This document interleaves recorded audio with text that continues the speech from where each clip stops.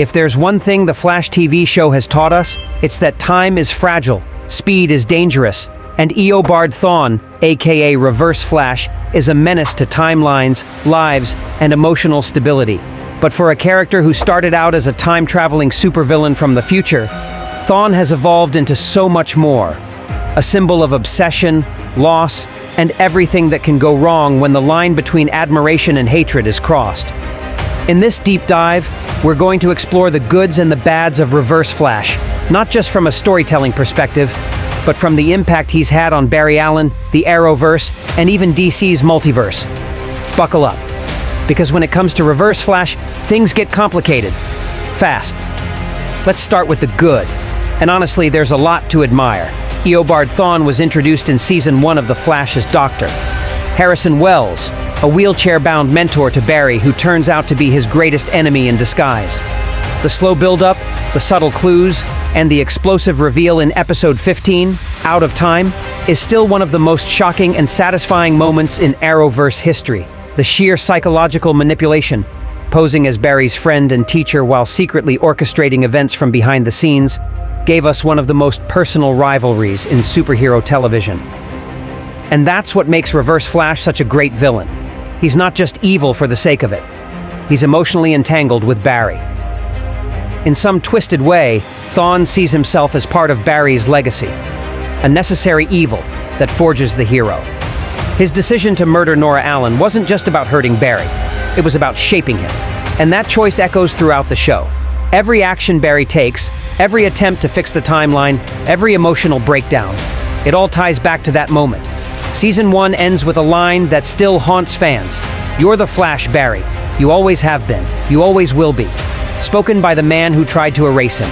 And then there's the performance. Both Tom Cavanaugh and Matt Letcher bring different flavors to the role. Tom's portrayal is colder, more calculating, always 10 steps ahead, while Matt brings this barely controlled mania that's somehow even scarier. Fans still debate who's the better Thawne, but really, both versions complement each other. The idea that Thawne has worn many faces, existed in different timelines, and still remains the same hateful figure gives his character a terrifying weight. He's not just one man. He's a force of nature. A hurricane of jealousy, intellect, and raw speed. But let's not pretend he's perfect. One of the biggest bads of Reverse Flash is that the writers just didn't know when to stop. After Season 1, his presence made sense in the occasional time travel storyline. But by Season 5, 6, and beyond, his repeated returns started to feel forced. He died, he came back, he died again, he possessed Nash Wells, he randomly appeared in crisis events, he was the villain in Armageddon, he got his own reverse timeline. At some point, fans started asking, why is he back again? And when your villain's return stops being exciting and starts being a meme, you've got a problem. The show also struggled to keep his motivations consistent. In the early seasons, Thawne's backstory was clear. He was a Flash fanboy from the 25th century who gained powers, realized he was destined to become the villain, and became obsessed with destroying Barry's life. But later on, it got messy.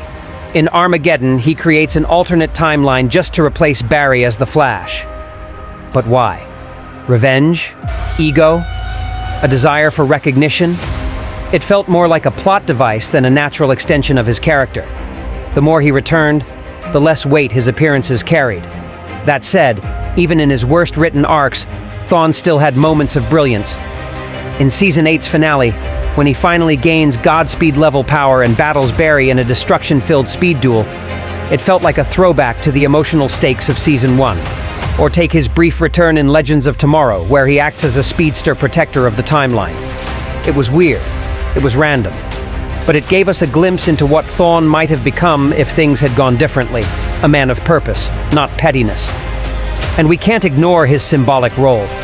Reverse Flash is the embodiment of Barry's greatest fear, that no matter how fast he runs, he can't outrun the past.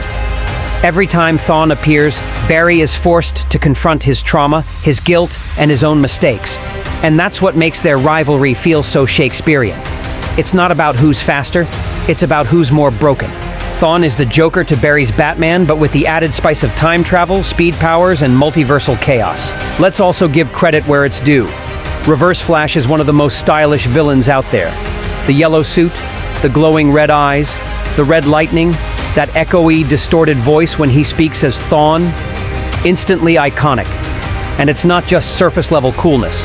That visual contrast, yellow versus red, is a deliberate inversion of Barry's aesthetic. It's speed gone wrong. Hope turned inside out. Now let's talk comics. In the source material, Reverse Flash is just as terrifying, sometimes even more so. In The Flash, rebirthed by Jeff Johns, Thawne literally creates the negative speed force, corrupting time and rewriting history. He kills Iris, tortures Wally West, and straight up gaslights Barry by erasing key memories. In Flashpoint, his influence is central to the creation of a doomed, dystopian world. He's not just Barry's villain, he's a multiversal threat.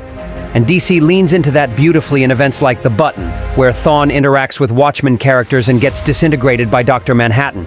Only Thawne could have the audacity to flex on literal gods. So what's the final verdict? The goods of Reverse Flash are hard to deny. He's compelling, iconic, deeply tied to the hero's journey, and performed to perfection by two great actors. He adds emotional stakes, mythology, and speedster lore that few villains can match. But the bads? He's a victim of overuse, confusing writing, and timeline gymnastics that occasionally hurt his credibility. Still, if Reverse Flash never appeared again, the Flash wouldn't feel the same. Because at his core, Eobard Thawne isn't just Barry's enemy, he's part of what made Barry the Flash. The lightning gave him speed, but Thawne gave him purpose. So what do you think? Should the Arrowverse retire Reverse Flash once and for all? Or does he still have unfinished business in the Speed Force? And who do you think gave the best performance? Tom Cavanaugh or Matt Letcher? Drop your answers in the comments, and remember, wherever you run, however fast you go, he'll always be one step ahead.